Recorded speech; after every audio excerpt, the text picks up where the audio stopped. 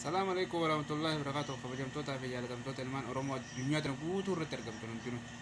Namni dhiiga Oromummaa Rabbiin isa keessatti uume. Namni dhugumatti an ilma Oromooti jee. Namni an dhalataa Oromooti, Oromoo qulqullu jee. Namni arra waa'ee walloo hin dubbanne. Namni arra waa'ee ilmaan Oromoo hin dubbanne. Namni xiqqoo qabu ilmaan Oromoo walloo hin gargaarre. Wallaahi dhuguma Rabbiitti an waa Oromoodha jee yaadu. Mee maaliif yoo naan jettan uummata amantii isaaniitis akkuma dhugaa isaanii jabeeffatee, aadaa isaaniitis jabeeffatee, afaan isaanii jabeeffatee, sabummaa isaanii jabeeffatee waa hunda irratti cichee kutannoodhaan lubbuu takkittii qabu tana gurguree, lubbuu takkittii qabu tana wareegee, sa'aa tokkicha qabu gurguree, dibicha tokkicha qabu gurguree, dhugaa Rabbiitti wallaahi ka mana gurguree hartaa bitatee faadhaa jira. Oromoo keessa dubbii ajaa'ibaa ta'e Oromoo walloo keessa.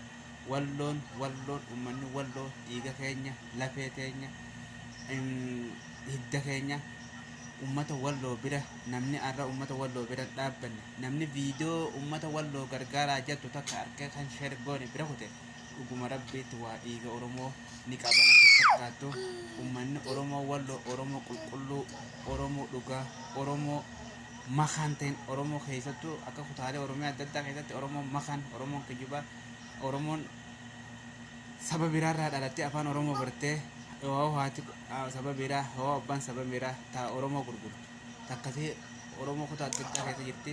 Oromoon qulqulluun Oromoon dhugaa walloo keessatti argamti. Uummata walloo haa gargaarru, uummata walloo bira haa dhaabbannu. Viidiyoo dabalataa namni bakka argitanitti nama Oromoo walloo kutaadhaan osoo wanta ta'in Oromoo walloo bira dhaabbadha. Oromoo walloo jajjabeessa, Oromoo walloo gargaaraan isin jechuu barbaade obboleeyyan ta'uu solan lakkuma.